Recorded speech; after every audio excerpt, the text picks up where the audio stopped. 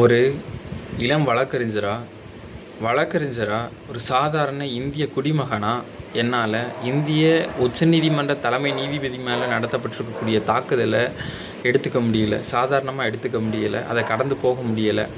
அது உள்ளே ஒரு கொந்தளிப்பை உருவாக்குது, ஒரு அச்சுறுத்தலை இருக்கிறத வெளிச்சம் போட்டு காட்டுது.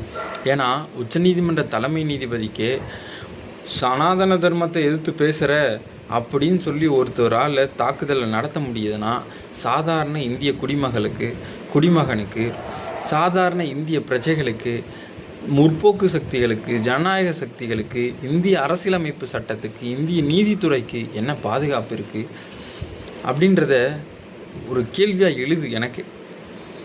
இதை நம்ம சாதாரணமாகவும் கடந்து போகக்கூடாது. ஏன்னா 2000 ஆண்டுகளாக இந்த சனாதனம் இந்துத்துவவாதிகள்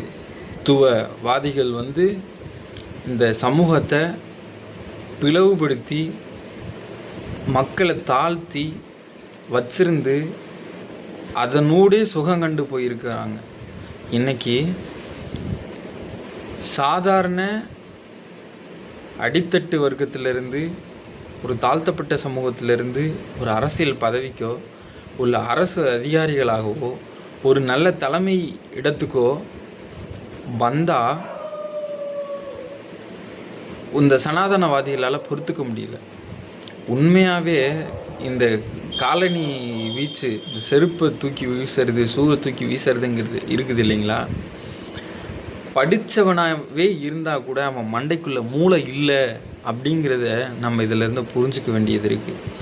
என்ன படிச்சிருந்தாலும் கூட மண்டைக்குள்ளே இந்துத்துவா, சனாதனம், மனு தர்மம் அப்படின்றது ஃபிக்ஸ் ஆகி ஒருத்தன் வச்சுருந்தான்னு வச்சுக்கோங்களேன், அவன் ரொம்ப மோசமாக நடந்துக்குவான், மனித குலத்துக்கு எதிராக நடந்துக்குவான், சமத்துவத்துக்கு எதிராக நடந்துக்குவான், சட்டத்துக்கு விரோதமாக நடந்துக்குவான். அதுக்காக கொஞ்சம் கூட மன வருத்தப்பட மாட்டான் அப்படிங்கிறத இந்த சம்பவம் எடுத்துக்காட்டுது. இந்தியா முழுக்க முற்போக்காளர்கள் மேலே, ஜனநாயக சக்திகள் மேலே, எழுத்தாளர்கள் மேலே,